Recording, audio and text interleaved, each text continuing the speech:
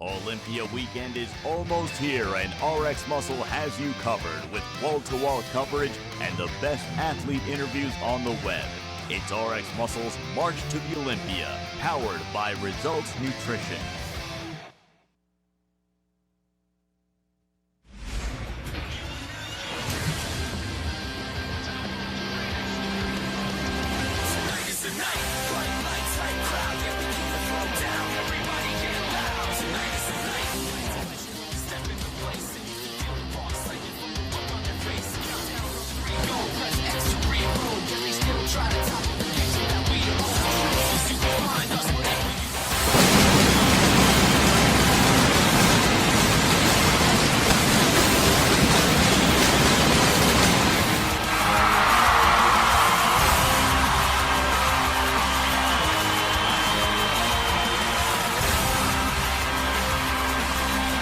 Welcome inside the RX Muscle Studios in New York for a special episode of Iron Debate. It is GURUMANIA Volume 1 right here on RxMuscle.com. I'm your host, Sadiq Faruqi. Glad you can join us on this Thursday night. Hard to believe, but 1 week from tonight, we will be speaking to you live from Las Vegas, the site of the 2015 Mr. Olympia competition. Once again, this is GURUMANIA, a concept that was really coined back at the Arnold, Brazil. You've all seen the video by now, the little mini confrontation at the Brazil airport, and Jay Cutler coming out and calling it Guru Wars. Since that point in time, that term has taken on a whole new meaning, and we are pleased to be joined by an all-star cast of gurus here tonight. So first, we are going to introduce, joining us live over the Skype line, the man they call the technician, joining us from Portland, Maine, Chris Aceto. Chris, how you doing tonight? What's happening, fellow gurus? I like all these gurus actually here, so it should be a great show. It's certainly going to trump anything else that's coming out guru-wise in the next, 9 days. Go ahead, Dave. Dave is going to keep quiet on that one. Of course, this episode is brought to you by Quest Nutrition and Results Nutrition. We appreciate their support all month long in our coverage of the Olympia and, of course, RX Muscle's March to the Olympia. As we go to Mexico now and welcome in a good friend of the show, good friend of RX Muscle, the man they call Boss Number 2, John Romano. John, how you doing tonight?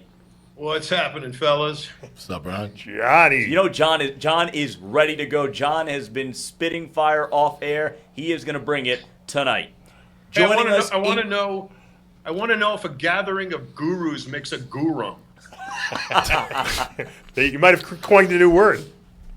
You know, we've done so much with that word guru, so there you go. Gurum is going to be the term for the night. Joining us inside the RX Muscle Studios again here in New York, we are pleased to welcome back. We had him on Heavy Muscle TV, back in the fall of 2014. A video that has gone viral now. We've got over 30,000 hits on it. It was our Halloween episode, and of course the man is Oscar Ardon. Oscar, how you doing tonight? I'm great, man. How you doing, guys? Hi, John, Chris, What's up, Oscar? and Fac. Of course, and then the man sitting also in our studio tonight for the first time ever, or at least in my time here at RX Muscle, we are pleased to join Fakhri Mubarak, CEO of Factrition, Revolt Pharma, and NXT Supplements. Fakhri, how you doing tonight? I'm doing well, everyone. Thank you very much for inviting me tonight. I'm very excited to be here. And then, of course, also in studio with us tonight, the man with the final word on all things Iron Debate, Dave Palumbo. Dave, this has been a vision of yours now for the better part of the last 2-3 months, and we finally get to bring it to life here on GURUMANIA Part 1. I think Fakhri's got more titles than I do after his name. I'm a little jealous. I might have to start a new company, although I do have my reptile breeding company, so maybe I've beat him out by one title. I got to tell you, I'm like a little kid, so excited. Johnny Styles' intro got me so pumped up. I've been wanting to do this for so long, and sometimes the stars have to align themselves, and everyone showed up just right. We got some great topics. Of course, Kai Green provided us with plenty of drama to talk about tonight, so I want to thank him for that as well. And let's just get to it, because I'm ready to go. Well, the first thing we're going to talk about, and this is a topic that Dave and I were talking about in the office earlier today, and that is the term guru, because it is a term that has taken on a new life of its own. So let's start with there. Chris, we're going to start with you on this. What makes a great guru, and really, what does that term even mean to you? Well, a great guru is somebody who has a knack for listening to somebody's body and directing it in the way where it should be going from point A to point B. A shitty guru is someone who imposes his ideas on the person's body and thinks he's smarter than the body. So, in a nutshell, that's it. And there's more shitty gurus than there are good gurus. Well, we assume that the majority of the people watching tonight know exactly what. No, we're because talking there's hundreds and hundreds and hundreds of gurus now. They're all over the place. I mean, everywhere I go, there's like, I'm doing contest prep, and I mean, and some people, unfortunately, they're working with people with shitty genetics, and they're probably fabulous gurus. I always say, one of the reasons I'm where I'm at is because I'm lucky enough to just have been around long enough where people think, well, if you've survived that long, you must know something. Well, of course, when we are talking about that term guru, we are referring to the prep coaches, the trainers, the ones that really bring out the full form of the athletes that take the stage. So we go to John Romano. John, what makes a great guru in your opinion? I think a great guru is the guru that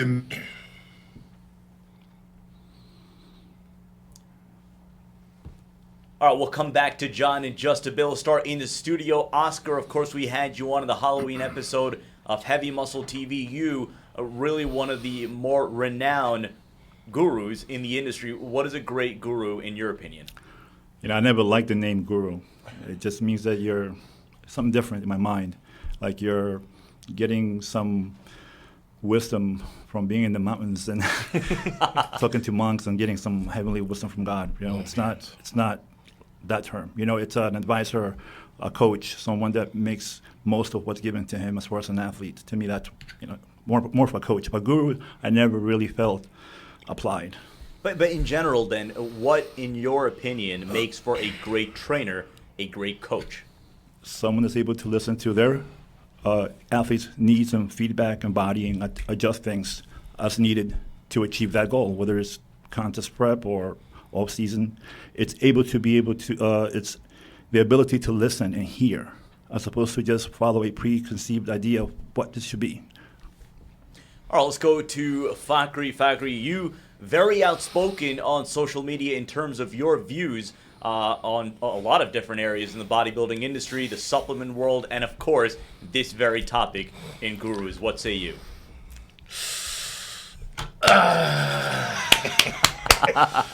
Okay, let's get something straight.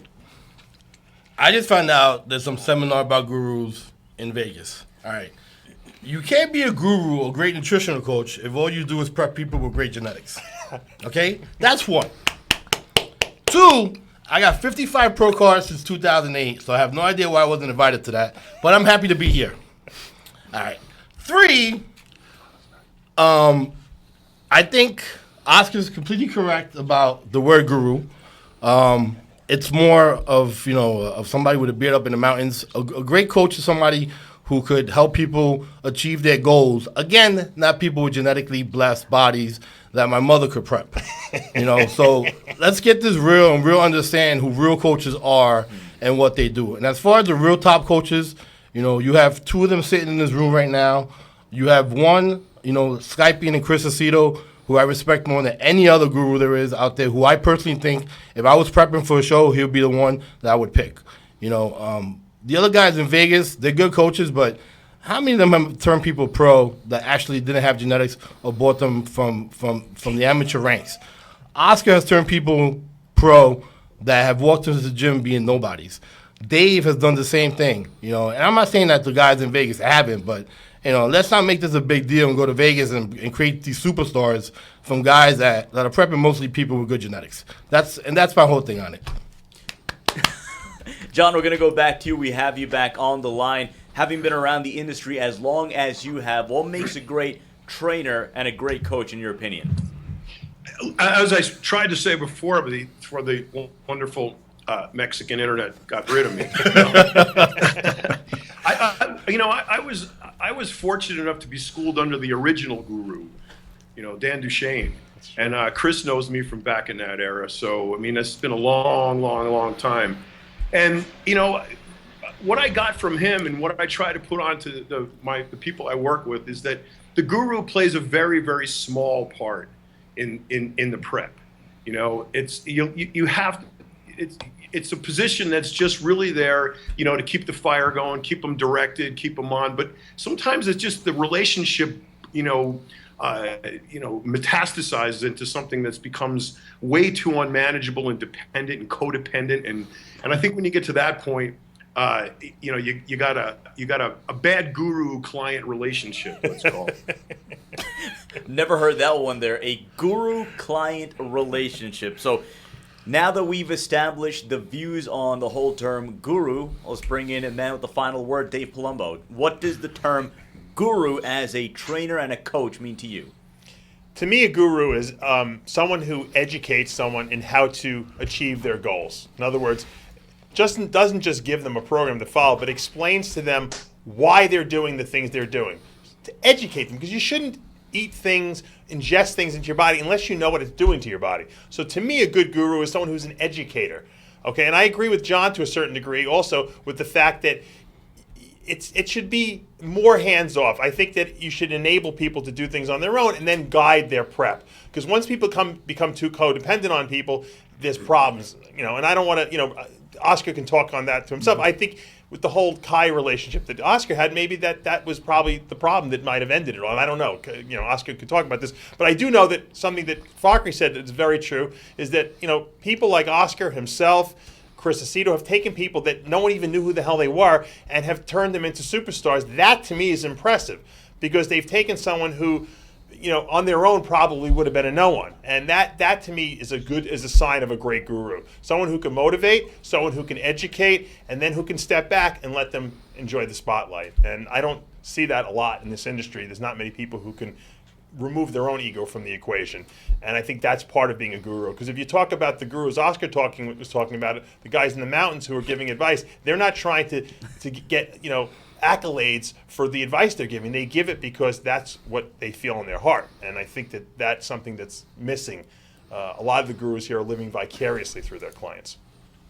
So with that, again, you are watching GURUMANIA Part 1, a special episode of Iron Debate. 1 week from tonight, RxMuscle will have wall-to-wall coverage of the 2015 Olympia week, and of course brought to you by Results Nutrition.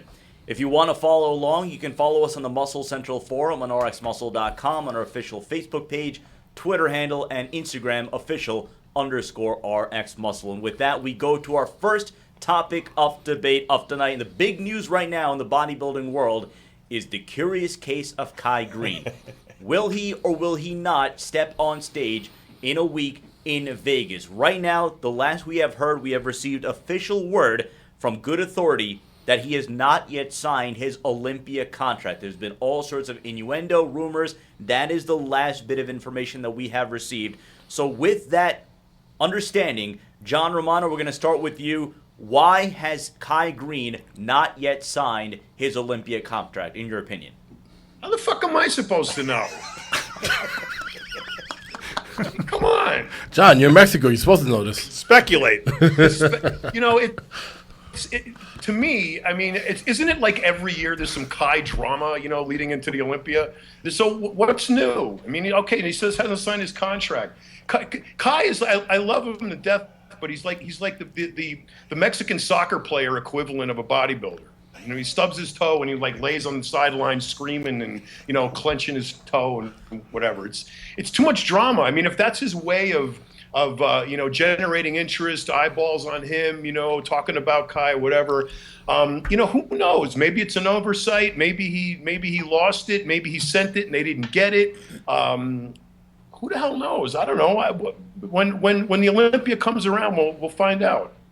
Of course, Kai Green has been busy with his new supplement line, Dynamic Muscle, and obviously such a big personality on his YouTube channel. And of course, he is going to be the voice on ESPN's NFL Sunday programming. He's going to be the voice that you see on the intro. He did a whole shooting up at the ESPN campus in Bristol, Connecticut. Chris Aceto, we go to you. In your opinion, why hasn't the 2014 runner-up signed that Olympia contract?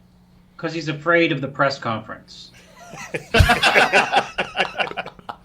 laugh. You know what, Dave? We have on tape two things. When Kai pulled out of Prague and pretended that he was sick and was just fat and had his guru George Farah telling him he was peeled and shredded and was going to win. That's a quote.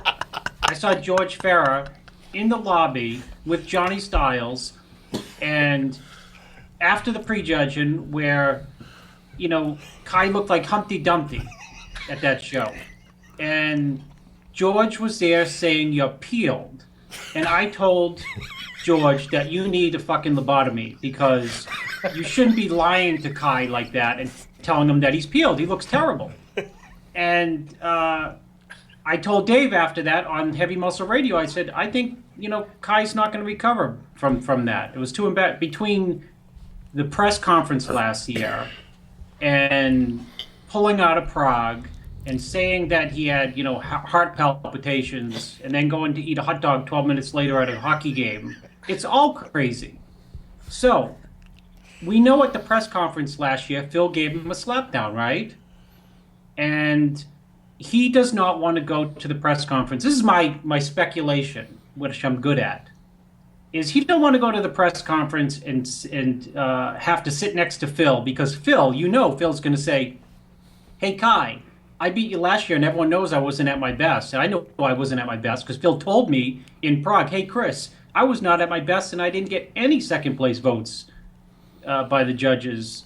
And so Kai has, nothing to stand on. So I think Kai knows that Phil is going to throw that in his face, and the pain of having to go to that press conference and instead of coming on as the aggressor, having to not say a word is just too much for him. Oscar can confirm it all because he knows the mind of Kai Green. Facu, let's go to you. Why do you think Kai hasn't signed that contract yet? Well, the last couple of years that Kai has finished second, and at the Olympia, he hasn't gained one first-place vote, so it hasn't been close. Even though you're first and second, you're getting called out. Last call out between you and Phil Heath, doesn't mean that it's being close at all. It's propaganda for the fans and propaganda for the sports, to increase a competition between two people. But honestly, it's not close competition between Phil and Kai. And Phil being off last year and still beating Kai, tells you how good Phil is. As far as him not signing the contract this year, he has his own supplement company coming out with, in partners with another company in Boca, Florida. I think sometimes people sell people dreams and they sell them their own dreams, not the dream of the actual athlete or the person. And by selling them that dream of becoming a millionaire or multimillionaire, could have possibly deterred them from signing a contract and becoming a bodybuilder. But in reality, at the end of the day, that brand has started by being a bodybuilder. That brand is of a bodybuilder. So by him not doing the Olympia and by him not, signing his contract with whatever publication company he's currently signed with AMI, that's up to him to decide where his path is going to go. But I don't think it was the right decision, or it's going to be the right decision for him not to do Olympia. So again, right now, to repeat, the last official word that we have heard, Kai Green has not yet signed his official Olympia contract to re-enter into the competition next week. Oscar, you might know him better than anyone on this panel. Why do you think Kai Green hasn't signed that contract yet? I can't say no comment, right? No. I really don't know. I haven't spoken to him in years. I don't know where his mindset is. But from what I do remember, his goal was always to be Mr. Olympia. And as successful as you get in other areas in life, their initial dream to become Mr. Olympia, it's monumental. It's one of our historic achievements. So I really don't know why or what has happened recently to overshadow that. But I think his goal, from what I remember, was to always be the best in the world, regardless of who's first or before him. Cash rules everything around me. True. Dave, let's go to you. Again, you have been receiving all this information over the course of the day, and you received the news, obviously, that Kai Green, to this point, has not signed that contract. Why do you think that is? Well, I think it's an amalgamation of what everyone already said. I think, number one, he's very nervous about what happened last year. He's doubting himself. I think his mindset is not where it needs to be. Certainly wasn't where it was when Oscar was working with him. Obviously, he doesn't have anyone who's keeping him focused and keeping him positive like that. I think it also has to do with what Fakri said. I think the people who are, working with him on this supplement company have fed him, this dream of you're going to be a multimillionaire, and he might be. What do you need this show for? And I think it was a perfect cop-out. Kai can take this as, hey, I'm a businessman now. I don't need the pressure. I don't have to go to the press conference. I don't have to go to the show. I don't have to lose again. I think Kai's more afraid of losing now than he is of winning. He might actually be afraid of winning, but I think he's more afraid that he will go down in the placings beyond second to third or fourth maybe, and I don't think he can mentally handle that. I think that's the problem.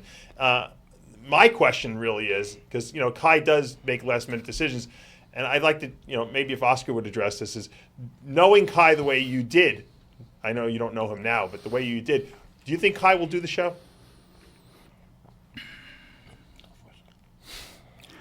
I should hope so. There's a lot of fans that want to see him, but there's a lot to be said for the power of suggestion and people who are susceptible to influences, whether they can reject them or they embrace them. They're very easily swayed to do something that somebody else wants them to do. So I don't know. I hope he does it because a lot of people want to see this battle again, and I hope he brings a better package, but I don't know for sure. So, Chris, I'm going to go to you on this one. The next angle of this conversation is whether or not if he pulls out, whether or not this is a poor career decision. We referenced the fact that just a year ago he was the runner-up at the Mr. Olympia. Now, again, he is a man who has a lot going on for him. He has a new supplement line coming out. He is a wildly popular figure in today's social media, and I know how that kind of has evolved in the course of bodybuilding. And then, of course, we just referenced his gig now, with ESPN at the NFL. That said, Oscar just referenced the fact that that's been his dream, to be Mr. Olympia. So in your opinion, if he does pull out, is this a poor career decision? Well, you know what? The supplement company, you make it sound like he's down there wherever he is and like filling the capsules himself. He's so damn busy. I mean, he's putting his name, on a. He's not involved. Okay, I mean, let's be serious. How involved can he be? It just started. Very true. I mean, everyone knows what I had a supplement company. Factory has a supplement company. Dave does. Yes, it takes a lot of work, but when they signed an athlete, let's be real about it. Somebody signed an athlete, so he's not down there, coming up with formulations and stuff and staying up to 3 a.m. and missing meals. It's a terrible. You know what? Is he getting younger or is he getting older? Older. Is his waist getting wider? Yes. That's what happens when you get older. Is it a cop-out for your fan? You know what? Jay Cutler said on an interview with Dave, I came back in 2013 for the fans. I listened to Oscar saying he wants to be Mr. Olympia. If you want to be Mr. Olympia, you get the fucking contract in 19 months out. I mean, you know what I mean? You get it out the minute they send it to you. You put your John Hancock on it, and you send it in and say, if you want to be Mr. Olympia, you say, I'm going to sling filled up by the balls this year, and you go into the gym and you do what you need to do to get the job done. And you also have the responsibility, yes, there's a responsibility first primarily to yourself and your goals, but also to your fans. I mean, not competing is ridiculous. And at this point, it's an insult to everyone else who's in the show and the IFBB, AMI, everyone. If he thinks he's going to come in tomorrow and say, I signed it and I FedExed it, did you get it? Did you get it? Why do people treat him like with like kid gloves like he's a 3-year-old? I mean, you're a grown man. Sign the damn contract, send it in. I'm trying, it's ludicrous. It's a terrible career move no matter what because, and I'm not going to buy into Phil comes in off or whatever, that, if Kai had been there, well, guess what? He was not there. It's a totally missed opportunity. It's a botched career move, and whoever is suggesting it to him, that's a retarded suggestion, and it's ridiculous that he does not have the focus to be able to follow all the way through with this goal of trying to be Mr. Olympia if you've been second 3 years in a row, even if you haven't got any first place votes. Well, Chris, Mr. Olympia has his own supplement company too. What's that? Mr. Olympia has his own supplement company too. He's doing Well, he's doing the show. Listen, it's a great point, Fakri. You know what? Let me translate for you. It's a bullshit excuse. I agree. I mean, I'm criticizing, saying he's not doing anything. The company just started. At least, Phil has been all around the planet Earth, with the supplement line. So, you know what? I don't really care if people have supplement lines and are busy or not. How busy are you, Fakri, in a day? You know what I mean? Yeah. The days of going and eating chicken breast, farting, eating 19 times a day is long gone. I mean, you have to hustle, and you just have to be a grown man and organized enough to organize your life to be able to get to the gym and do what you need to do. I just, what? If I sound angry, I'm angry for the idea that people are like, well, get the contract. I mean, I don't know what's going on behind the scenes, but I would hate for him to be able to get in the show at the last minute. John, what do you make of don't this? Don't tell me the contracts are due 7 days before the show. I mean, where's Bob Chicken Little on this? Because he'll both say, well, we had, the rules don't say quite, the date of, if you've been runner-up 3 times in a row, then there's this clause that you can get it in at the 12th hour. Arnold competed without a contract in 1980. John Romano, ridiculous. let's go to you. Is this a poor career decision for Kai Green if he does, in fact, withdraw from the Olympia? Me? Yes. Oh, great. How many other John Romanos are there? I'm pretty much going to mirror pretty much everything Chris said. I mean, it's a retarded move. It's stupid. I mean, you get into this thing because you're going to compete. You have a fan base that's expecting you to compete. You have what paltry little excitement we have in bodybuilding with respect to any rivalry between the winner and the runners up and who are going to get it. I mean, honestly, Kai should have like the eye of the tiger, like a herd of freaking tigers, not just one, coming in to try to get this freaking Olympia, wrestle it from Phil Heath, show the fans what he's got, and come in here a freaking 135% and take it away with blood dripping out of his fucking mouth. Okay, that's the way he should be right now. Not my supplement company is a wonderful experience to have an opportunity to go this distance. And look at that beautiful flower over there. It's just happening right before our eyes. Yeah, fuck that shit. Are you a bodybuilder or are you a fucking monk? I mean, let's get busy. Just like Chris said, get to the fucking gym and do what you got to do. You made this promise. You made this promise to yourself. You made this promise to your fans. And the fans are the one that make you what you are. So get your fucking ass in the gym, quit fucking crying, and go win the fucking Olympia. Fakri, what do you say you? Get your ass to the gym. Stop fucking crying. I mean, I know Kai for a long time. I know Kai since he was a teenager, and Kai was always there, and his dream was always to become Mr. Olympia since day one. He was always the one carrying all the food. He was always the one carrying the water. He was always the one showing up to the shows. He was always acclimatic about everything he did about bodybuilding. So I don't understand how, being this close to becoming Mr. Olympia, after 2 or 3 years, on stage, more than that, competing for the Mr. Olympia title already, he just drops out because of a supplement contract, because, he's the voice of NFL, Fox, he's this and he's that. So the only explanation for that is it's money. I mean, you win Mr. Olympia, you get $250,000, whatever supplement company you have pays you. You start your own supplement company, you make a certain amount of money, depending on the cut you give your partners, But again, Oscar said it correctly. If your dream is to win Mr. Olympia, do it. You have Chris said it too, and John said it. Dave said it. You have a fan base. You have responsibility to your fans, and you have a lot of fans. You have a lot of social media fans. You have a lot of fans around the world, and that's what you are. You are a bodybuilder. At the end of the day, your brand started as a bodybuilder. So complete your dream. I mean, announce your retirement at least and say something. He's not bottling protein. He's not bottling pills.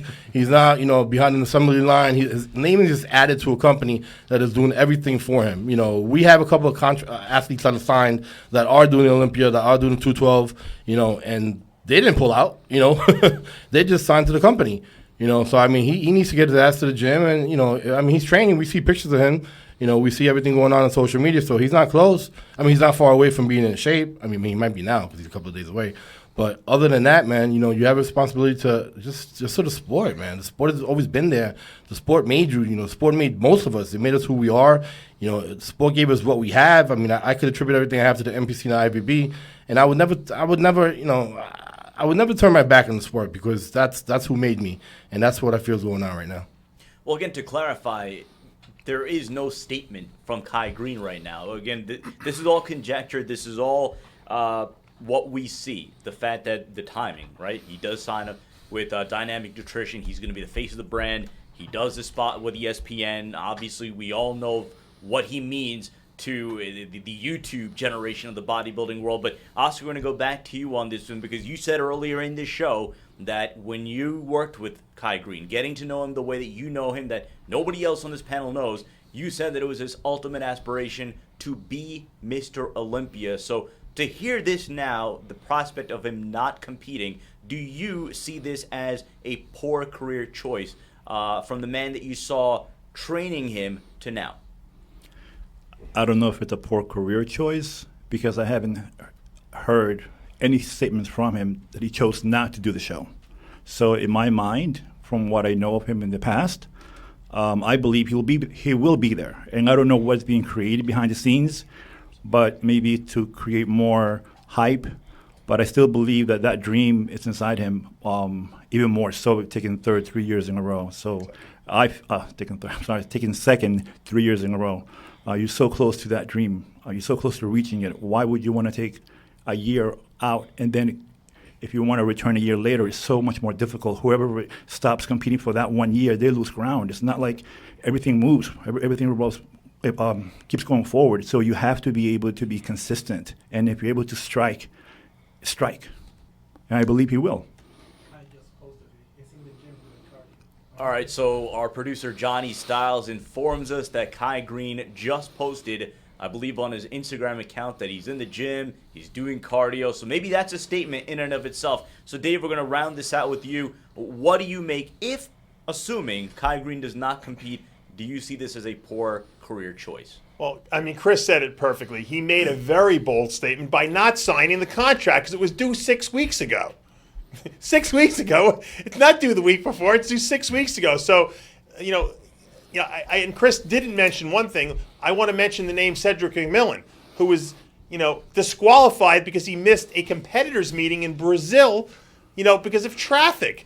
So if they're going to disqualify Cedric McMillan for missing a competitors meeting, if Kai Green doesn't sign the contract at the 6 week mark like every other bodybuilder did, he should be disqualified. Do I want to see him in the show? Absolutely. He's one of my favorite guys up there. I'd love to see him win the Olympia this year. I'm a big Kai Green fan, but you know what?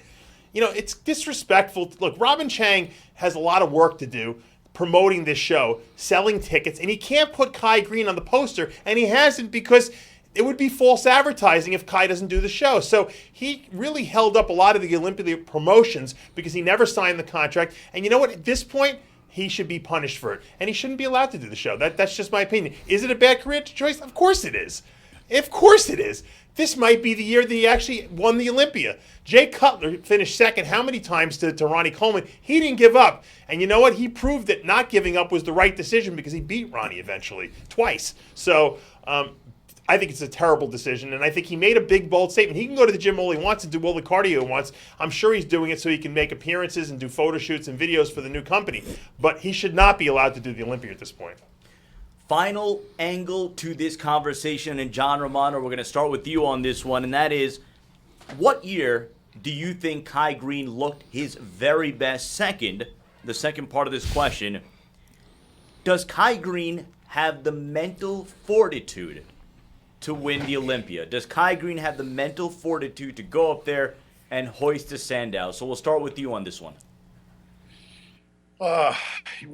All right, I'm going to answer the second one first. Mental fortitude is something that is, you never know if the individual is going to come up with it when the chips are down and it's time to follow through. People that you least expect that can pull through something like that are the ones that do it like the most incredible job of it. And the ones you expect sometimes are the ones that fizzle out halfway through.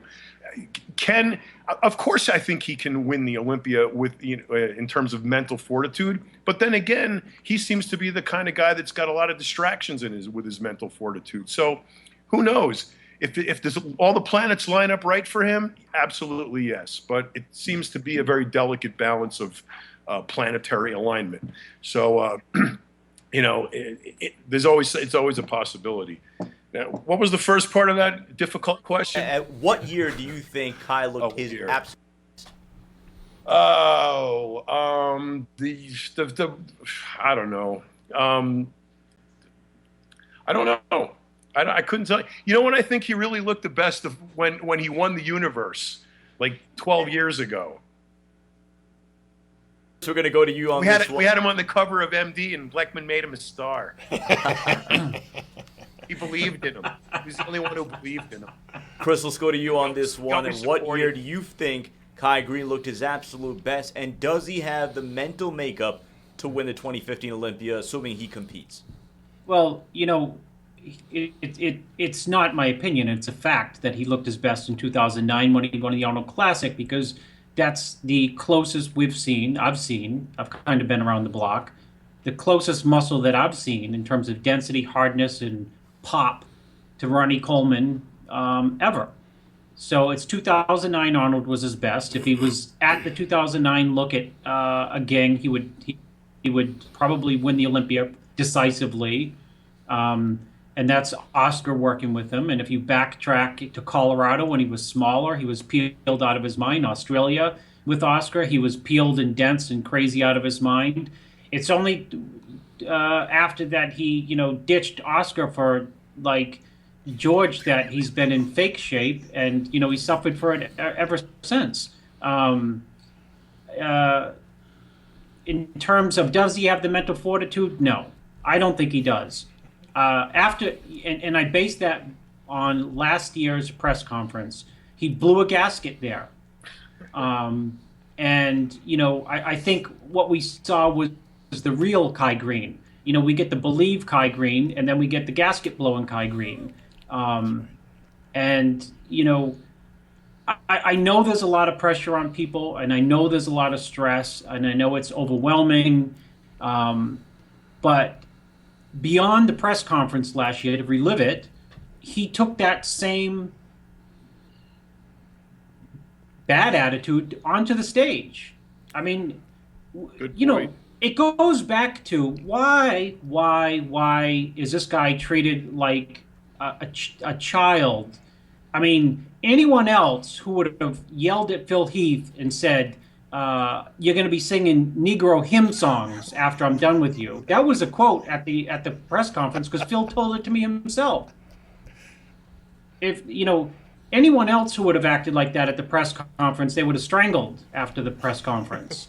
And then he went up on stage. I mean, has anyone almost seen a fist fight in years and, like that? And that was just because, Phil bumped him a little bit? How many times has Coleman bumped Jay and Jay Coleman and you name it?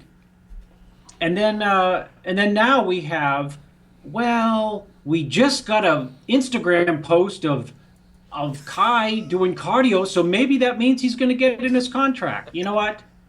It's the answer to the question, does he have the mental fortitude? No, I don't think he does, actually.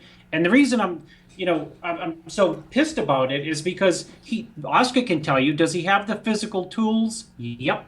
Does he have the mental strength? Yep, but it's completely unchanneled. That's why I use the word blew a gasket. It's not channeled anymore. Let's go in studio here and start with Fakhri. Fakhri, again, the two-part question here is, what year do you think Kai looked his absolute best? And assuming that he does compete in this year's Olympia, does he have what it takes mentally to win the contest? Well, 2009 definitely with Oscar at the Arnold. There's no doubt about that. You know, Oscar always had him in good shape. He had his lines in order. You know, he had his density out. You know, he had him lean as hell. You know, 2009 without a doubt. The last couple of years of him finishing second, the last 3 years of him finishing second at the Olympia, of course. You know, he was bigger. He was more massive, but that doesn't necessarily mean that he was a better bodybuilder. What you're seeing, Fakhri, right now on the screen is Kai Green from last week. Okay, he has a sweater on, so we don't see too much. And the hood is always on, too. So, I mean, the sweater's nice. What does it say in the front? It says something in the front. 2009 definitely with Oscar was his best look ever. As far as like the mentality, I mean, I don't think anybody is more beastly. I can't say anybody. I think Kai, as far as training, you know, Kai will go all out. You know, especially training with Oscar. I've trained with Oscar before. I've barely survived every session with him. The first time I trained with him legs, I was in my car for 2 hours afterwards, cursing him out. I couldn't even move, and I'm serious too. I'm not even kidding about this. So I know how much pain Kai could go through physically in the gym, but physical pain and mental strength is two different things. And sometimes, you know, you get psyched out. And like Chris said, he got psyched out last year at the conference. You know, he took it to the stage. He said a couple of things, not just about, you know, just the things that Chris said, but he also said some things about Phil Heath's dad. You know, and I think anybody else that would have said those things, you know, they would have been, you know, made the bad guy and made the bad bodybuilder on stage. But he wasn't, because he's always been a people favorite and, you know, and the one that, I guess, the fan favorite, you know, and you know, quote, quote, open quote, the people's champion. So Kai has always gotten a pass, you know, but I mean, he has the mentality to train hard and do everything else. But I think, you know, over the last year and a half, you know, people have gotten in his head, you know, as to what he should be, how he should act, and what he should do. And that's the problem when you're, you know, when you're a 40-year-old man and your goal has always been to win Mr. Olympia all your life. That is the thing about Kai Green. He's entertaining, and that is the biggest appeal about him. If you talk to fans who are outside of the bodybuilding sport, you mention the name Kai Green, and they've heard of him. So then we go back to Oscar Ardon again. Oscar, what, in your opinion, and obviously you work with him, so maybe there's a little bias here, but what year do you think Kai looked his absolute best? And knowing him the way that you know him, do you feel, again, if he enters a competition, that he has the mental fortitude to win the 2015 Olympia? I do agree with Chris and Fac. 09, but I think the 09 Australia Pro, not the Arnold Classic. He was tighter, he was drier, he just looked his best. It was hard to beat that. We went ahead and went to Olympia that year, and we placed ahead of Phil Heath.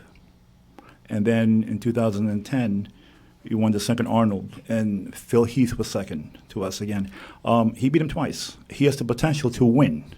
It's frustrating sometimes working with an athlete that has amazing tools, amazing potential, amazing self-discipline, work ethic.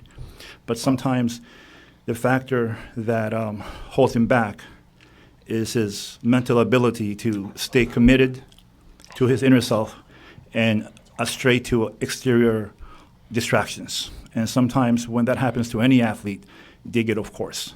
As we see on the screen, that is the 09 Arnold look that Kai brought to the stage. Yeah, that was 09. It was one of his best looks, and but I believe next week at Australia, if you look at the pictures at any website of that show, it was better than this. So he has the potential. He has the ability to. Now, whether the mental fortitude, that's something that's inside of him. And I think any of the top 5 or 6, if they can harness that mental fortitude, they're able to become a champion. But Kai has yet to prove that in the past few years. And it's the only weakness that I feel he has as far as succeeding and winning. As far as his physique and as far as everything else, I believe he should be Mr. Olympia. So, Oscar, I'm going to keep this question unique to you because you know him better than anyone on this panel. Assuming that he competes, Kai Green will hoist the Sandow because he developed mental fortitude. The ability to believe in yourself and stay focused in spite of outside distractions is a tool that many people don't utilize, and it's easy to get distracted, especially at that level with the money, the contract, the success. If you never had it and it comes to you, it's hard to juggle and still stay focused. And one of the things that I did with him is just the last week or two, just sort of sequester him and make sure he was focused and didn't have outside distractions from his sponsors or whatever. Because at the end of the day, I'm sure they want him to succeed. And I know that he wants to succeed. He wants to be put in the best place scenario to succeed. And sometimes it's getting out of his own way to do what he has to do and not get outside forces to come into the mind and put anything negative in. Well, what you're seeing on the screen right now is, in fact, pictures from the '09 Arnold Australia that Oscar referred to. So, Dave, we're going to finish this off with you. What year, in your opinion, did Kai look his absolute best, and does he have the mental fortitude to win Olympia, assuming that he competes? I was going to say '09 Arnold, but I have to agree with Oscar after looking at those pictures. It might have been the '09 Australia. I wasn't there, so I know Oscar was, and he does look drier here. He actually looked pretty good at the 10 Australia show as well. He didn't look that good at the 10 Arnold that he won. He was a little watery, but the week after I saw some Charles Lothian pictures, and he was just wacky, looking. So those 2 years were probably his best, and it's ironic that he did beat Phil Heath those 2 years. Does he have the mental fortitude to win the Olympia? I think he's proven that he doesn't right now. You know why? Because the years that he should have won it, which was probably the last 4 years in a row, he hasn't. He hasn't brought it. There's always an excuse. He's always a little off, prejudging. He's not right. He comes back at night. He's better. The week after, he's better in Australia, in Prague.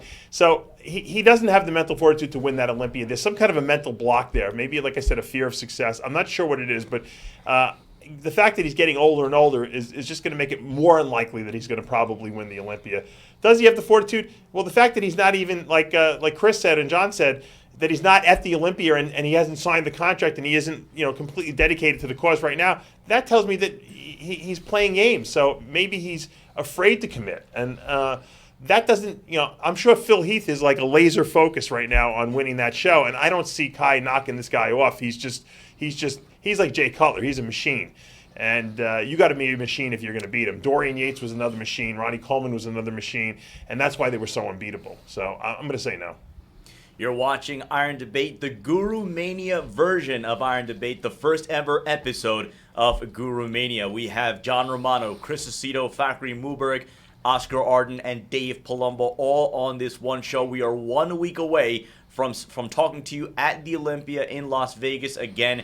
Stay tuned to RxMuscle.com. We have a whole catalog of interviews with some of the top athletes in the sport, Olympia qualified athletes. Check our YouTube channel. Check the front page of RxMuscle.com. And, of course, all the conversation on the Muscle Central Forum. We now move on to our next topic, Phil Heath, the drive for 5.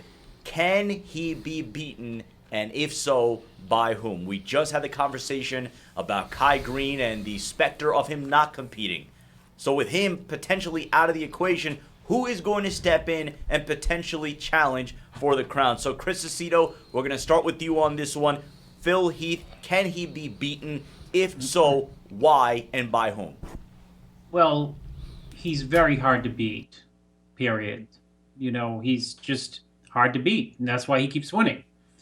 But I think, with Kai out of the show, that's probably puts him in a head-to-head contest with Sean Roden. And it's, I've always told Sean that, quote, if you can take Kai out of there, if he doesn't show up, I've told him that. If for some reason he don't show up, it's a lot better for you because Kai is just he's Kai. There's muscle all over the place. He's freaky. He's dense. But at the end of the day, he just doesn't pull it all together like, we're talking about like '09. And he leaves the door more than open. And Phil is there polished with, when he hits his shots, he blows up. And that negates the freakiness of Kai. So with Kai out of there, you got Roden, and Sean Roden I absolutely positively feel that he can beat Phil on certain shots. I've said on this show since 2012 when Dave asked me, how's Sean Roden going to do? And I said, he's going to be third. And, we kind of chuckled and I said, well, let's run through the poses. This was 2012. And I said, I think, Sean can win the front double. I think he can win side tricep. I think he can win abs and thighs, and now I think he can decisively win the back lat spread and front lat spread. If we backtrack a little bit to last year's prejudging, I thought Sean could have won, you have Jay coming out now saying, well, yeah, Sean could have won, and I don't think anyone would have complained. And DJ was on this show and said, Sean could have won prejudging. DJ thought he did win prejudging. So I think with Kai out of there, the number one, rivalry to step it up will be Sean versus Phil.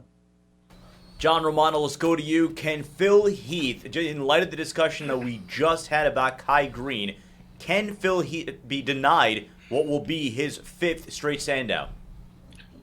Of course he can. The question is, will the powers that be allow it to happen, and will Phil allow it to happen? I think Phil has had a precipitous decline in the quality of his physique since, 2011. And, I think it was ever more apparent last year than it ever was.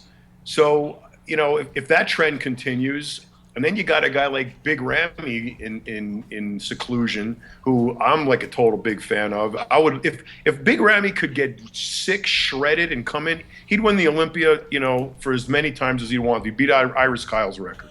The question is, can he do it? Okay, so these are the things that we wrestle with as an analyst, so to speak. Before these shows, we haven't seen anybody, but we're expected to put them in order. And determine whether or not that the champ can keep going. History has proven that you got to knock the champ out, and it's rarely ever happened. It's happened like 2 times. Okay, the incumbent Samir got knocked out. Who was after Samir? Jay got knocked out Dickerson. By a freak, of luck. Ronnie. I don't know who else. Chris Dickerson. I don't know. It's been very few champions have been knocked out of the lineup, especially if they've had a run of 3, 4, 5, 6 Olympias. So just the historical factor alone is going to keep him. Is going to be really hard to get him out of there. Somebody's going to have to come along and knock him out, completely knock him out. Would it be Sean Roden? I don't know if Sean Roden's a big enough bomb, but Big Ramy is. So I don't know. We got to see. But yes, I think he can be beaten. Let's go in studio, and again, he mentioned Samir. His cousin Mo is actually going to be on RxMuscle next week on Live With. Also, John Della Rosa. We have an entire library of Olympia qualified athletes on Live With on RxMuscle.com. As we now go back into the studio again, the conversation: can Phil Heath be denied his 5th straight standout? Fakri, what say you? I think what separates Phil from everybody else is that Phil's a true athlete. He grew up playing sports as a true athlete, Division I basketball player. We as bodybuilders are bodybuilders. I mean, I have an athletic background. I've been playing sports since I was 5 years old. But most bodybuilders start picking up bodybuilding, in their late teens, early 20s. And there's a different mindset when it comes to the sports. Phil's mindset has always been to be a superstar, to be a millionaire, to be point guard for an NBA team. He didn't make it as an NBA player, so he took what he had to become the best bodybuilder in the world over the last few years. one thing we have to remember about Phil too is that he's nowhere close to the end of his. I mean, his prime. I mean, he's still in his mid-30s. You know, guys like Dexter are still going in their 40s. You know, you had guys like Jay going in, you know, late 30s, 40s. You know, Ronnie. You know, so I think Phil has a few more Olympias in him. The closest one to him, I would agree with Chris, is Sean. Because Chris is on the side too, but props to Chris always. You know, I think by putting Kai out this equation, you know, you have Sean up there that will bring, you know, the symmetry, the streamlining, the actual physique that is needed to stand next to Phil. You know, the smaller waist, you know, the shoulders, the arms, the triceps, everything that's needed to stand next to Phil. My personal opinion is that this year Phil still will win the Olympia. Sean is also a little older. I believe Sean is my age, 39 or 40 years old, 41 years old. You know, so, I mean, he's getting better, you know, and he's becoming a better bodybuilder as he gets older, but Phil still hasn't reached his prime. Or if he has, he's in his prime right now, and he could only get better. So, I mean, it's going to be hard. Phil's a monster. Phil's a machine. Phil lives for this. He lives for this shit. He lives for bodybuilding. You know, he wants to be the best. You know, this is what he's been used to training for his whole entire life, to be the best at something. And that athletic mind is what separates him from a lot of other bodybuilders. What we will do after the debate portion of the show, we're going to have quick hits on all the potential threats to Phil Heath's crown. We're going to mention Dennis, Wolf, Cedric, Big Ramy, Roden, who many think beat Phil Heath last year. And, of course, the ageless wonder, Dexter, Branch Warren. So we go to you, Oscar. Phil Heath, can he be denied a 5th straight Sandow, or do you think he is going to glide to 5 straight? Anyone can be beaten in any sport, boxing, bodybuilding. We've seen it before. Whether it's Roden, Wolf, Dexter, one question comes to my mind is, who wants it the most? And who's willing to go the extra mile, whatever that means, for them to be their best. And consistently, Phil Heath has been first. You have any of those guys with great potential, great genetics, tremendous hard work, everything is available to them. It comes down to will, mental fortitude. That's why you asked that question in the beginning. And Phil has had that consistency, even when he played basketball before, as a college athlete. But so does someone like Branch Warren coming back from a torn quad and winning the Arnold. That's tremendous mental fortitude. So I believe, can he be beaten? Of course he can. Anyone can. Will it happen this year? Roden, Wolf, any of them can. I don't know what will happen, but I know that it can happen. Dave, let's get a final word from you on this one. Phil Heath going for 5 straight in Las Vegas. Can he be beaten, or do you see really nobody in the field threatening a 5th straight Sandow for Phil Heath? Well, if Phil Heath comes in at his best, which, you know, if you're a betting man, you probably have to say he would because he's been off the last 2 years, he will probably easily win. I don't think anyone's going to challenge him, especially with Kai Green out of the. I think Kai Green was the only one who really packed the knockout punch. I think Roden can be a solid second, but I think Kai's the only one with the tool set who can knock out Phil, even at Phil is his best. But I don't think that's going to happen. I think Phil will win. Having said that, if Phil does come in off, I don't think the judges are going to give him a gift like they did last year, because I think that they're going to hold him to a higher standard. You can slip up once. You can't slip up twice. Look what happened to Jay. You know, he was beat by Dexter. Look what happened to Ronnie. He was beat by Jay. So they're not going to give Phil Heath a gift if he's not, and no pun intended, if he's not at 100%. And if he's not, then who wins? That's the question. You know, no one's mentioned Dennis Wolf, and we'll talk about that a little later. Wolf is freaking really dangerous, and he's one of the true, you know, freaks that are left. You know, he's got the big, huge structure. He's impressive. He's got Mr. Olympia written all over him in terms of, you know, overall presence. And then, you know, everyone forgets about Dexter Jackson all the time. The guy wins his 5th Arnold Classic this year. You know, I've seen Olympias, and we all have, where the guys were all a little off. And what happens? Dexter just moves in and he winds up winning. And don't be surprised if that happens. Let's also not forget Branch Warren was second behind Jay Cutler a couple years ago. No one would have predicted that. And people like to count him out. He looked pretty damn good in Atlantic City. I got news for you. If everyone else is off, watch out for Branch Warren. He may shock a lot of people in that lineup. So I think that Phil won't lose this year. But if he's off, watch out. You could expect the most unexpected outcome. Of course, Branch Warren putting on the strong showing at the Arnold, and then a couple of weeks ago at the IFBB Atlantic City Pro, coming away with the top prize there. Dexter winning the Arnold, and really nobody had an issue with it. We now move on to the 212 division. Again, you're watching Guru Mania Edition 1, special episode of Iron Debate, brought to you by Results Nutrition and Quest Nutrition. This is all RX Muscle's drive to the Olympia. Again, check RxMuscle.com. We are going to step aside. When we return, we are going to... No? Okay, so I've been denied, vetoed by our producer, Johnny Styles. We will not take a break. We're going to go right into the 212 division. But before that, a reminder to check RxMuscle.com. Every day, we have fresh interviews coming down the pipe. Earlier today, we had Sarah LeBlanc. We had Hidetada Yamagishi. We had a men's physique pro, AJ Shakuri. On the library right now, you can find Sadiq Hadzovic, Jason Poston, Jeremy Buendia from the men's physique side. Next week, we're going to have John De La Rosa, Samir Mobanut, Samir's cousin, and a whole host of others live with RX Muscle's March to the Olympia.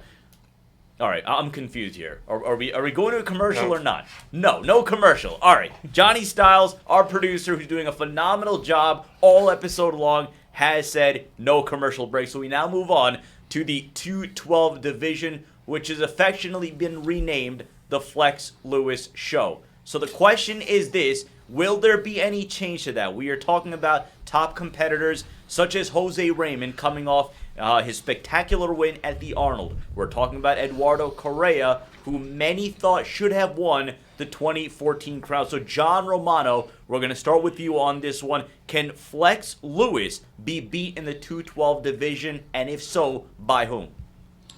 Look, anybody can be beat in any division any day of the week. So, there's the power that some of these individuals seem to, have over the populace is, I think, a little bit overly manufactured. Nobody's invincible, and there's always somebody better somewhere. But, the fact remains, he's the champ, and you got to come in and you got to knock him out. To me, Jose Raymond could definitely do it. Eduardo Correa could definitely do it. It just depends on who's the best that day. All three at their best, it's probably going to be Flex Lewis. So, but, Flex could come in a little off, or, maybe Jose comes in like super spectacular. The judges have a different view of it. I don't know. Out of the three of them, I like Correa the best. So, that's who I'd like to see. Could it be done? I believe so. Will it be done? Probably not. It's probably going to be Flex Lewis, which is great, which is fine. Again, we're talking about the 212 division. Reminder to check us out on Facebook, Twitter, and Instagram. We have all sorts of activity there. All this new content, all the athlete interviews, all the quotes, and of course, like a day like today, with all the news surrounding Kai, all the breaking news. Our Facebook page, Twitter page, our Instagram page, official_RxMuscle. And of course, be part of the banter on the Muscle Central Forum on RxMuscle.com. We now go to Chris Aceto. Chris, you yourself had a very strong opinion when Eduardo Correa finished second last year. What do you think of Flex Lewis's prospects of dancing towards another Sandow, or could he be beat by a Jose Raymond or Eduardo Correa? Well, I saw the prejudging last year. I'll just base it off. The answer is yes. Either Jose or Eduardo can beat him. And I went to the prejudging last year, and I think Flex came in off. Of course, he had a stomach ache. And that was Eduardo's and Jose's, at that point, all-time best. I mean, between the two, Jose and Eduardo, someone should have had something enough to beat him, I thought. You had absolutely at his best Jose, and you had, you know, either at his best or very close to his best, Eduardo Correa. And Flex's quote, flow and shape, it's not Flex Lewis. Flex Wheeler. Let's drop the, it's not Flex Wheeler. It's not like that spectacular and dramatic. He's very good, but he's very beatable when those two are at their best. So that's how I came away from the prejudging last year. And, I think if Flex tries to come in too full, he won't have the crazy density and wow condition that those two will have. And if he tries to come in peeled, he won't have the roundness that he has, because these guys are just way more than they have in the last 2 or 3 years. I mean, I don't know how it's going to go, but I know if you take a calculator and you just do the math, I know for sure Jose weighs more on the scale by a serious amount than last year, and he's in the condition of the absolute best condition he's ever been in. So it's got to count for something. And go to Fakri again. To note, this year the 212 competitors are going to have an additional day as far as the weigh-in is concerned. So they're going to have an opportunity to fill out a little bit. Fakri, let's go to you. 212 division. Can Flex be beat? And if so, who do you see knocking him off? Well, that additional day is going to make a huge difference, because what happened last year, and it happens every single year too, especially when Kevin English was winning. Trying to make weight the day of the show or the day before the show. I mean, at one point they had him making weight a couple of minutes before they even stepped on stage, with this big-ass scale. So having them make weight a day before, 2 days before, helps them fill out, helps them, get rounder again, because, as everyone knows, only because you weigh less does not necessarily put you in a better position to be on stage. By weighing less, your muscles are depleted, you look flatter, you're not popping, the glycogen's not in your muscles. So that's going to be an advantage that actually Flex and the heavier guys have going into the show. So I don't think Flex, all things being equal, a perfect Flex Lewis on stage is very difficult to beat. I mean, he's one of the guys that actually wow me. I've been in the sport for 25 years. I've seen a lot of people come and go, and when I see him, he's a good friend of mine. Every time I see him, he actually wows me. Jose was really good last year. He won the Arnold this year. Eddie, Eddie's always in crazy shape. I don't know how he gets in that type of shape, but, he's razor thin skin, shredded. He just looks disgustingly peeled on stage. I think another person who we're not considering from last year is David Henry. He is at his all-time best. He is bigger than ever. His quads have improved tremendously. He's out of the military. He's not active. He's had a whole year to train as a bodybuilder. And he's somebody that we have to factor in this year, being that he never finished less than second place. In the time, except for last year, in the time since he was a 208, a 202 champion in 2008. So, can Flex be beaten? Yeah, anybody could be beaten on any given day. But let's keep it real and understand that these athletes, the top athletes like Flex Lewis and Phil Heath, when they're off, they're still on and they're still better than most people. So a perfect Flex Lewis is going to be very hard to beat. If he's off, of course, he can be beaten. As soon as this portion of the conversation is complete, we are going to get predictions for the 212 division. So everybody in the panel, if you want to start mentally figuring out, all right, who do you want to jot down as your top 5? After that, we're going to get predictions on the top 6 in the open class. So Oscar, let's go to you, 212 division. Do you see anyone beating Flex Lewis? I see Jose beating Flex Lewis. I see Eduardo Correa beating Flex Lewis. I think on stage, under my eyes, watching it, he did beat him. But he didn't get the award, or he didn't get the first place trophy. It's hard sometimes, someone who's Mr. Olympia, has won a title so many times, to be not seen as that winner, unless they come significantly off. So knowing hopefully what happened last year, he's able to rectify that and become even better and solidify that win. However, if he does come off, Jose and Eduardo are right there, and they're pushing him hard already, so I can see them taking him out. Dave, let's go to you. Get a final thought on the 212 division. Can Flex Lewis be beat, or is he skating towards another 212 sendout? I'll tell you why he can't be beat. It's not because Jose is not bigger than him, harder than him, has arguably, maybe just as good a shape as him. It's not that Eduardo Correa isn't more peeled than him and more freakish. I think that Flex Lewis's gift is that his presentation is so good. He wows me with his presentation. He makes himself better than he is on stage. And I always go, and I tell a lot of competitors that I work with too, that you can win or lose a show with presentation. Flex Wheeler used to win shows with presentation. He wasn't even in shape and he would win shows because he was so good at presenting his strengths and hiding his weaknesses. I mean, just Flex knows how to bring out detail in his physique that you didn't know was there. He knows how to he'll take your eyes off the other competitors. I mean, while you're watching him on stage. I mean, you can see it up there on the screen now.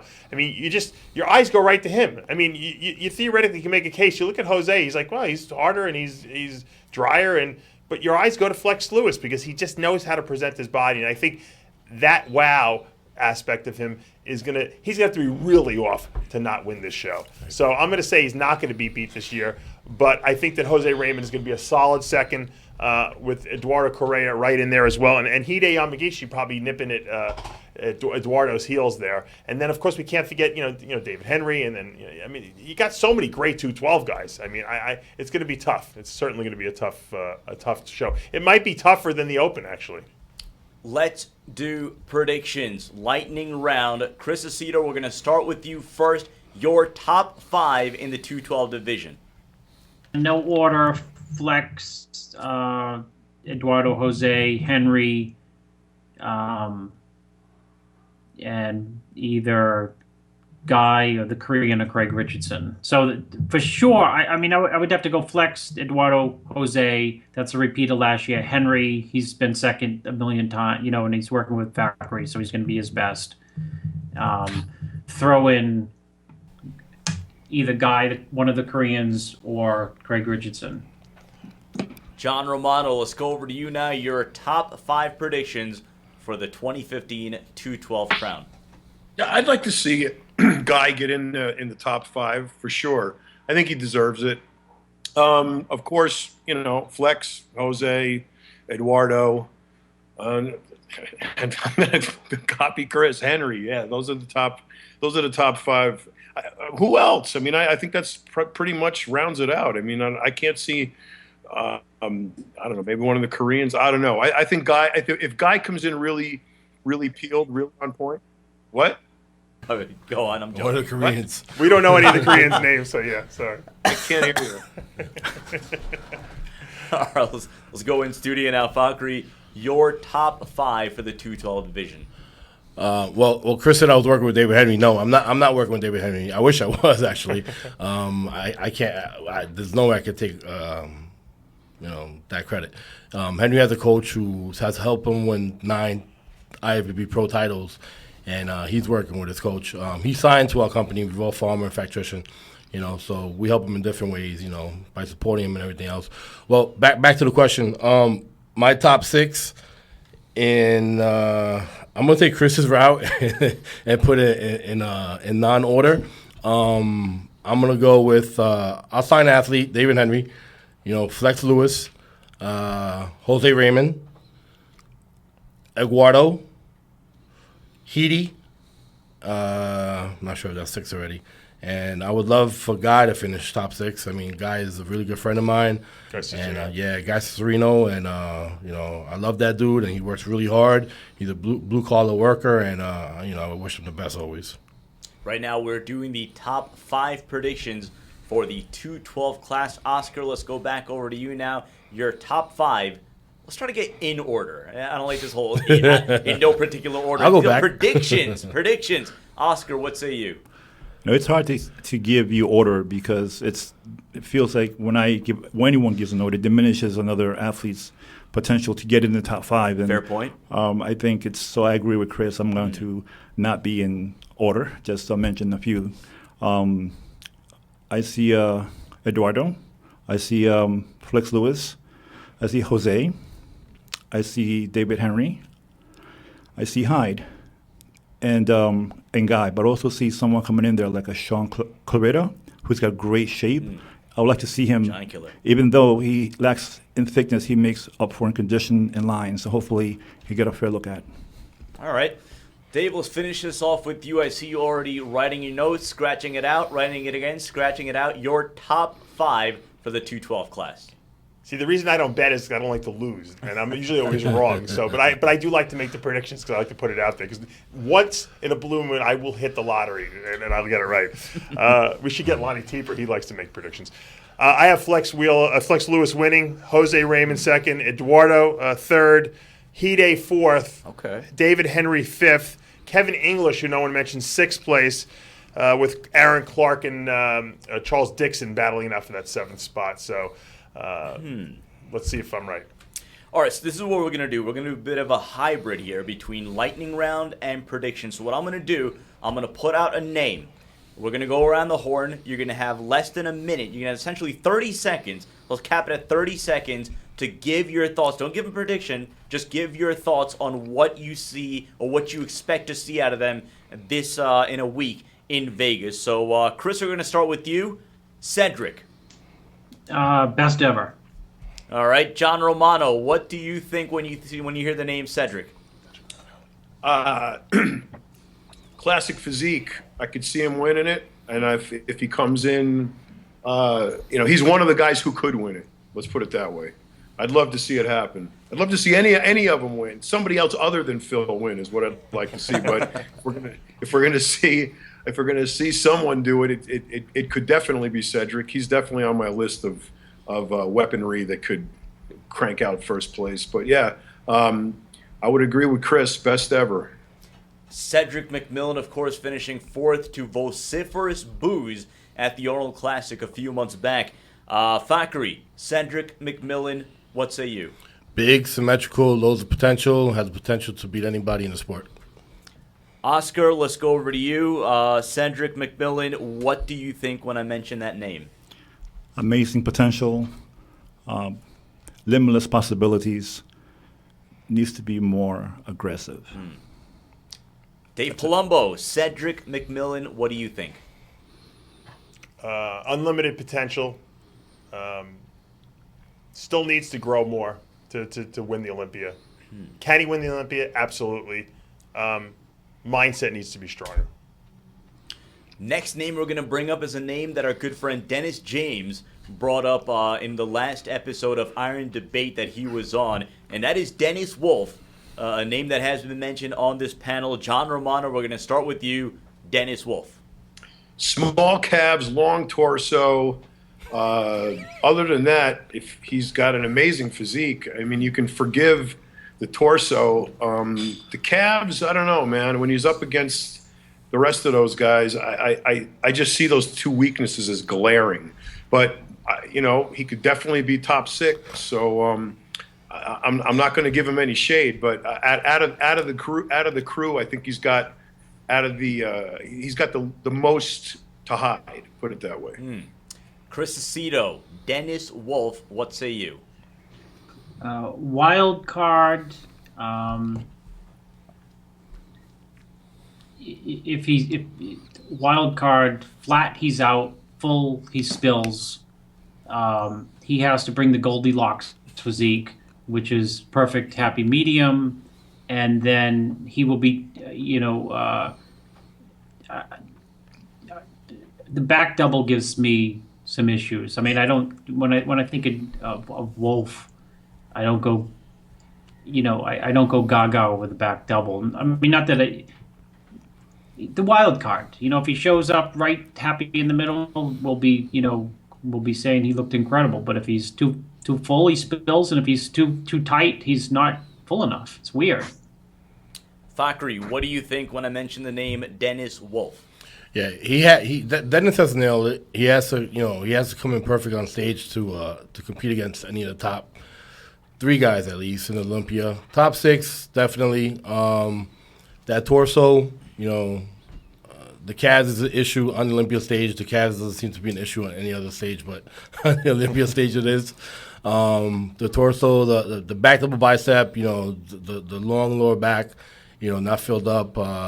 That's his issue. But like Chris said, and he needs to nail it. He can't be a bit off, and he can't be too full. All right, Dennis Wolf is the topic of conversation. 30 seconds. Oscar Ardon, what do you think when I say Dennis Wolf? The Great White Hope. No, you know why? I saw him in 2007 win the New York Pro, and then a week later win the Keystone, and then go on to the Olympia. And I see him progress throughout the years. I think one year he fell off in 2009 or 2010. Then he's been consistent, and he's improved, and he won the Arnold Classic. He's been top 3. So if there's anyone there that has a good chance, like Chris said, a wild card to surpass everyone and win, it's Dennis Wolf. Dave Palumbo, let's get a final word on Dennis Wolf. I think he's got the most wow of any competitor in that lineup, assuming we get rid of Kai. If you show anyone a picture of Dennis Wolf and tell them that he's Mr. Olympia, I don't think anyone would even question it. They wouldn't hesitate from it. They'd be like, it makes sense. So standing in the lineup, I've seen him in the lineups for the last 5 years. Standing relaxed, I think he's the best guy up there from the front. Structurally, he's huge, he's wide, he's got a small waist, he's got a great taper, crazy, flaring quads. When he turns around, he's got a couple weaknesses, like you said, the long torso. But when he's full, you don't see the torso issue. To me, calves never bother me. I know Lonnie Tieper has a problem with calves, but it doesn't bother me. I think he can win the Olympia, if he nails it right. And I think there's a lot better chance of Dennis Wolf nailing it 100% than Kai Green nailing it, especially since he's not in the lineup. So, like I think everyone said, he's the wild card for certain. Chris Aceto, we're going to go to you first on this next name, the man they call the Blade, Dexter Jackson. Just dangerous. Another wild card. As dangerous as he is, I think his legs might be down a little bit, in the last year and a half or so. How about friggin' dangerous? You don't know with Dexter. What if he skips? What if he eats 3 meals a day for like 12 days? He'll probably be the most peeled we've ever seen. This is you know what I mean. He's got the physique where he can come in by not eating, where people get flat, just peeled and dry, and just have an illusion to his physique that is big enough or substantial enough to certainly take down, a lot of the people we're talking about. Wolf. He's Ramy's never beaten him. He beats Cedric all the time. He beats Branch.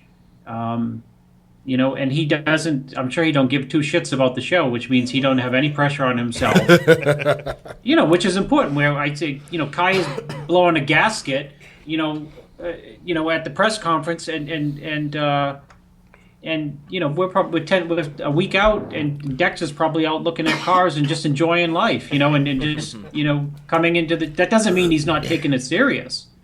It just means he's a veteran and he knows how to handle his business for the show. He's very dangerous, always. John Romano, Dexter Jackson is the man we're discussing, the Blade.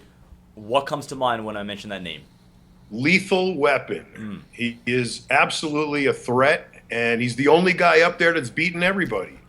Sure. So, it's Dexter's the guy that's going to sneak in if anybody comes in off, and he's on, and he's proven it before. And I could, if Dexter Jackson walked away with his second Olympia this year, I don't think anybody in his world would scratch their head over it. So he is definitely something to worry about. Let's go back in studio. Fakri, what do you think of Dexter coming into the show? One of the greatest genetically blessed bodybuilders of all time. Small bones, big muscle bellies. ageless wonder. A couple of years ago, he was falling apart, or rather falling apart for what Dexter is. He turned it back around, started winning shows, got back on top. Chris is right. He has no worries right now. He's probably, shopping for Jordans, and he doesn't worry about things like that. He knows what he needs to do. He's a true professional, and he knows what his potential is, and he just enjoys what he does, man. And again, John is also correct, too. He's the only one in that stage that has beaten everybody and has won the Mr. Olympia title. So, he sustained a long time in bodybuilding without winning that title, and he did win that title in 2008. So he's up there, man. He could easily finish, top 3 without a doubt. The ageless wonder, Dexter Jackson, the Blade. Oscar Ardon, what are your assessments of Dexter?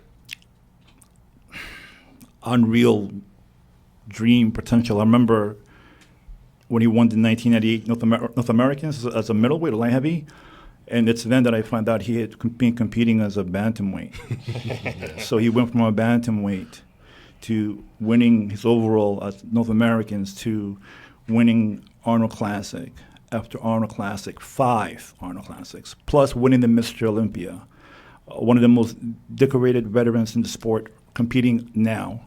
And as Dave Palumbo said before about presentation, when you do so many shows, you learn how to project your physique to appear better than what it could be. And he's never been the biggest guy on stage, whether he competed with a LeBron or Ronnie or current guys, is the way he's able to project his physique and his conditioning, his muscle bellies. Very dangerous, very lethal. Someone definitely got to see in the top 5. Dave, let's go to you. The Blade, Dexter Jackson, the 2015 Arnold Classic champ. Yeah, I mean, Oscar basically stole my material, basically, because I was going to say the guy went from bantamweight, to Mr. Olympia. He's won, the Arnold Classic this year. That's a tremendous amount of momentum. He might have looked the best he ever looked this year. The guy's won a bunch of Masters Olympia titles. He probably has made more money than anyone in the sport, prize money-wise, or at least it's close. He's packed away a lot of cash, and he knows how to win shows. He's not afraid. He always is there, waiting in the wings for these guys to mess up, and when they do, he exploits it and he takes advantage of it. And I've seen Olympias where everyone was off before. When he won that '08 Olympia, there was not one guy, maybe Tony Freeman was the only guy in that top 5 or top 6 who was in shape. Everyone else was out of shape, and that's why Dexter won that show. And you know what? It could happen this year. It could definitely happen this year again. Is it likely? No, but he'll be there if it does, and that makes him dangerous. You're watching Iron Debate Guru Mania Episode 1. We are going through the list of the open competitors and getting 30-second, those turn to more 22 minutes, 3-minute thoughts of the top threats to dethrone 4-time Olympia champion Phil Heath. And let's go now to a man who just came off a contest win. He wanted that big win going into the Olympia. And, of course, we are talking about Branch Warren. So, John Romano, we're going to start with you on this one. Okay. So our producer says to go to Chris Aceto first. Chris, Branch Warren. Branch is a warrior, I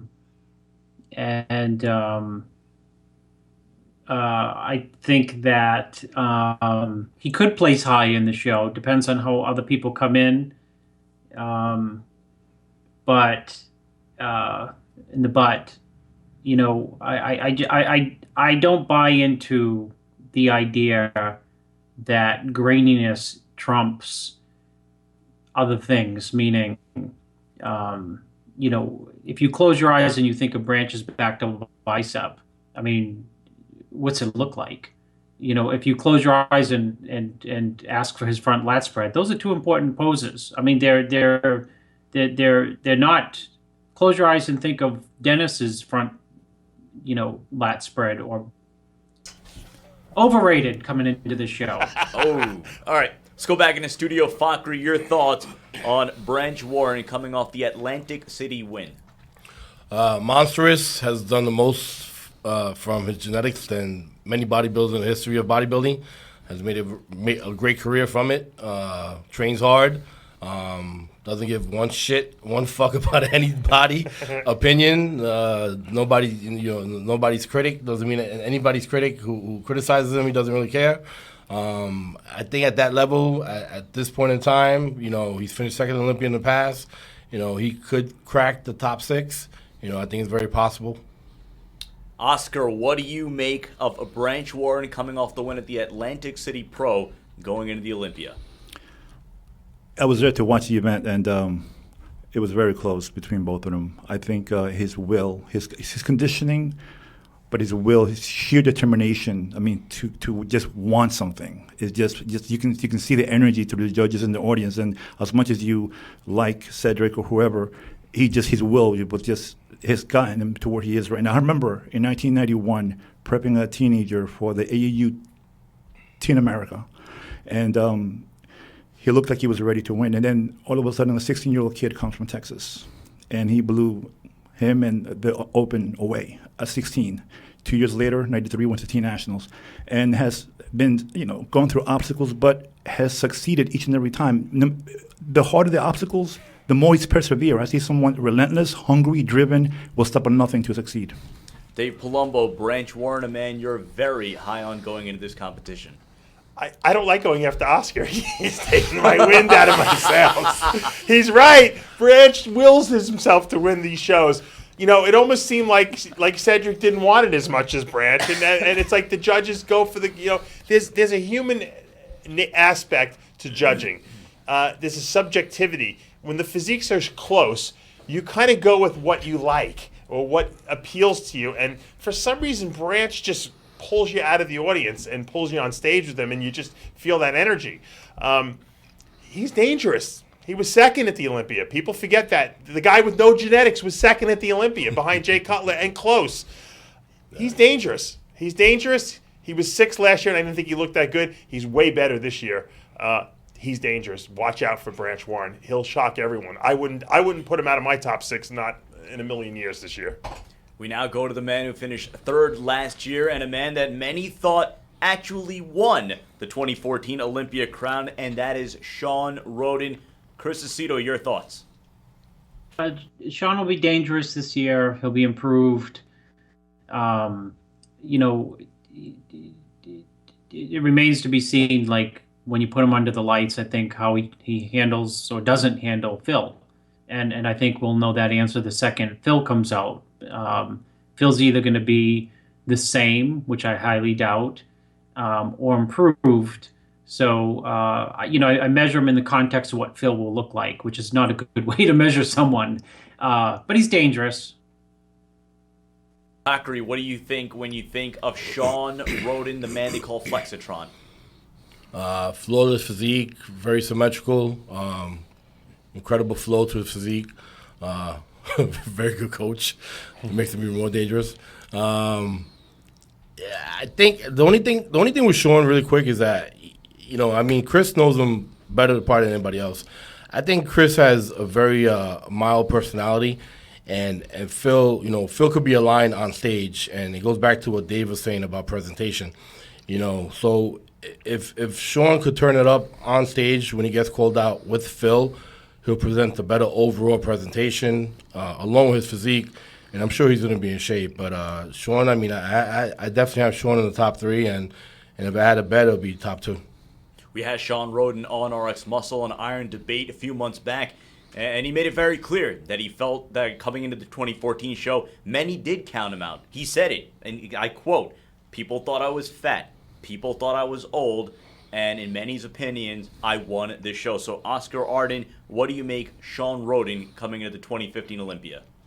Flawless. You can't look at his physique and tear him apart and say anything is wrong. Front of a bicep, side chest. It's unreal to see him progress, especially the past few years. And I see a physique that is a modern version of what Flex Wheeler used to be. Just flawless lines. It's hard to... I can't debate Chris on him not feeling that he should have won last year, because I felt the same way. So hopefully this year is able to accomplish that. He's someone that a lot of people look at and say, wow, that is bodybuilding. He's like the front of a bicep. Everything is just so pretty and round and ripped.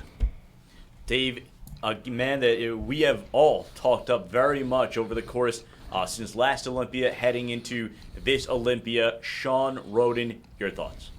If Sean Roden wins the Olympia, and the judges accept that as an Olympia physique, he's going to be very tough to beat. I don't care if he's 40 years old or not. He's going to be a tough guy to beat.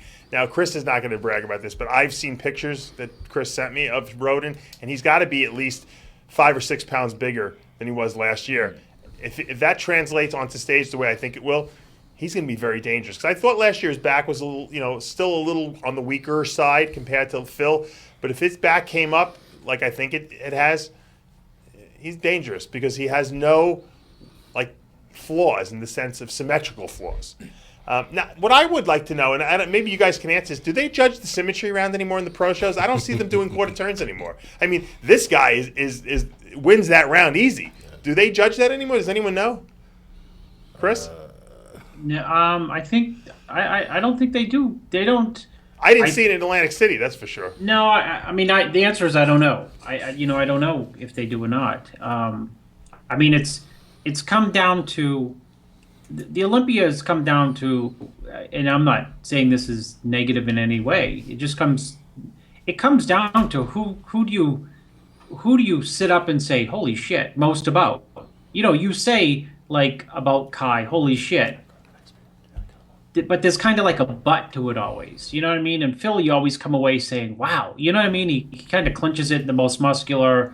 So, I mean, I say that in the context of the symmetry round, where they used to quarter turn people to the eons and, bring out, 3 guys and quarter turn them before they even hit their shots. I think that's it's not there anymore. I don't know if they judge it. I think they see symmetry in the shots. You know what I mean? We're gonna go to our next one, and this is the name. For all those asking the questions in the live chat box on the Muscle Central forum, we're listening, and we're gonna answer the question. The question that's been on everyone's mind for the better part of the 2015 contest calendar. The question that's been on everyone's mind since Arnold Brazil, and that is the enigma known as Big Ramy. Chris Aceto, we're going to start with you. Big Ramy heading into the 2015 Olympia. You mean my former client, Big Ramy? How many days did you have him for? I had him for a few months. He looked his best ever. Let me say that at 360. If we haven't seen the filtered shots yet, then that doesn't bear well for Ramy. Let me tell you, the second part of that is, I mean that. If we haven't seen the leaked shots of Ramy, that means he's struggling to get his weight down. Number 2, he's regardless of what he did in Brazil, he's never beaten the guys we've talked about. And maybe he's never beaten the guys we've talked about because these guys, most of them are a bunch of nerve endings running into this show. You can say boo, with the exception of Dexter and or Roden, and it gets them into a tizzy. Meaning there's a lot of pressure coming into the show. There is, I am sure, an enormous amount of pressure on Ramy to over-deliver, not to deliver. There's a difference. There's delivering. When you try to deliver the goods, you usually over-deliver. When you feel the pressure to over-deliver, you usually, experience a flat tire along the way. So, the answer is I don't know, but my gut says that it might not be good. Fakhri Mubarak, Big Ramy, the enigma known as Big Ramy. Your thoughts on the big Egyptian heading into the Olympia?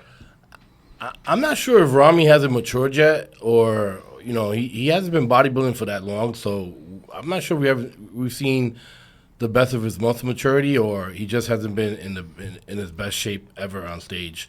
It's one of the two. I think if the man never puts on another pound of muscle in his life, he's still 290, 295 on stage. So he's late 20s. Yeah, late 20s, I think. So if he never puts on another pound for the rest of his life, he's still 290, 295 on stage. If he comes in peeled, shredded, he has the symmetry. He was blessed by Allah, by God, by the Holy Spirit to become a bodybuilder. He has genetics from Mars. Yeah, I mean, he's got a guru now. Yeah, well, I don't know. I don't know. Anyway, back to the question. Yeah, I think Rami could do damage on any stage, but he has to come in shredded. You know, he has, for a man that size, that big, you know, he has good symmetry, but we haven't seen pictures of him, like Chris said, and that's usually a problem. Unless, you know, Oxygen Jim is holding pictures to shock all of us once he gets over to Vegas, you know. But he's a threat. He's definitely a threat on any stage. Oscar Ardon, big Rami, someone that everybody's waiting for, that big wow moment, for him to take the stage and for him to finally put it all together. What do you see for him next week in Vegas? It's always been a mystery, an enigma, or he's a freak in many factors, in symmetry and size. He's yet to bring in that nasty conditioning that brings in the victory. If he's able to accomplish that, then we're going to see something we haven't seen before in the Olympia stage, probably since Romano in 2003. So does he have the potential? I've yet to see that potential as far as, I mean, he has the potential to do it. Will he accomplish it? I don't know. I don't know if the team that he has right now is suited well for him to bring in that dryness and that conditioning. But if he comes in like that, then I don't think any of the top five can. To me, it's the missing link. It's like an unknown variable. If that unknown variable comes in, sliced and diced, then it's good night. Dave, we saw Big Rami take the crown. You were there at the Arnold Brazil, seeing Big Rami have that big breakthrough, taking first at the Arnold Brazil just a few months ago. Your thoughts on Big Rami as we approach the Olympia? Here's the problem. I'm going to tell you what the problem is. Anyone can get shredded. I've seen 120-pound guys with striated glutes. So there's no reason whatsoever Rami cannot get shredded. So having said that, why hasn't Rami been shredded? The problem is that he's such a genetic freak. I mean, when Chris was working with him the short period of time, and Chris would send me pictures, this guy was like 360 and virtually in shape. So his body doesn't work like the rest of our bodies work. And I think that throws guys off, especially guys who pretend to be scientists and understand nutrition. If you don't understand the science of what's going on, when you get an anomaly, you can't work with it. It doesn't work.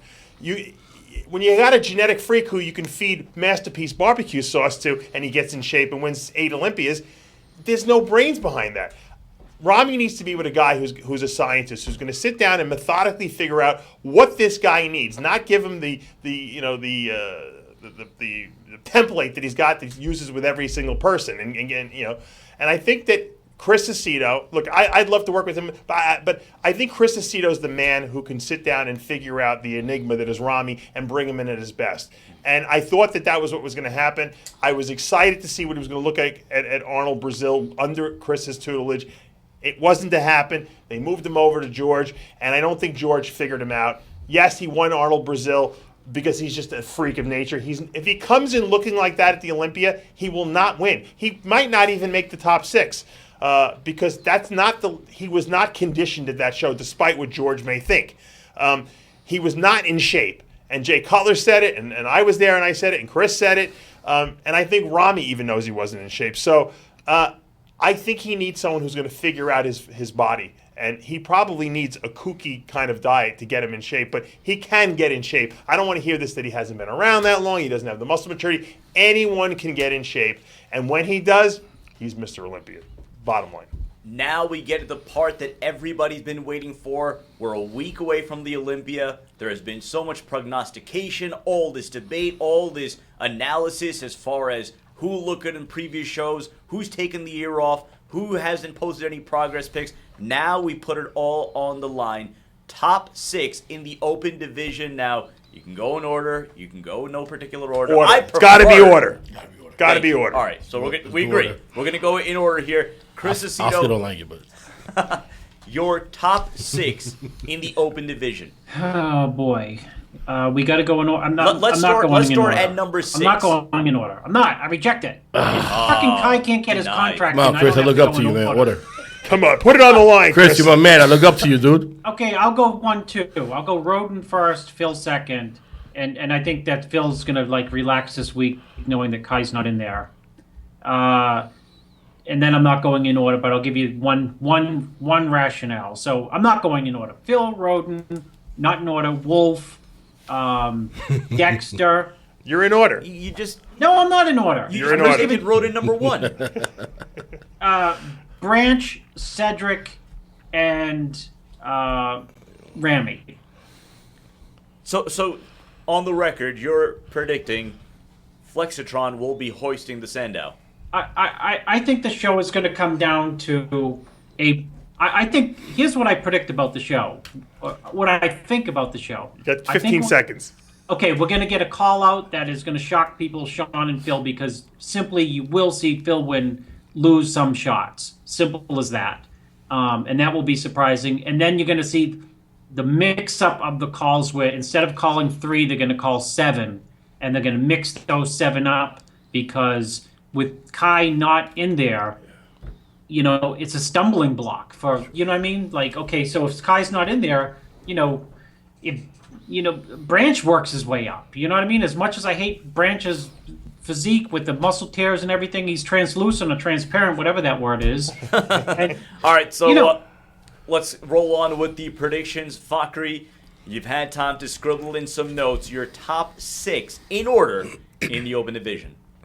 Actually, Dave didn't want to give me the paper and a pen to scribble notes, but I'll take it off the top of my head. I'll go Phil Heath, Sean Roden. It's going to be close, shot by shot. It's going to be close. I love Phil, but it's going to be close. Third is very interesting. Third, I have if Ramy comes in shape, he could finish third. If not, he's not going to finish. It'll be top 6, 7 probably.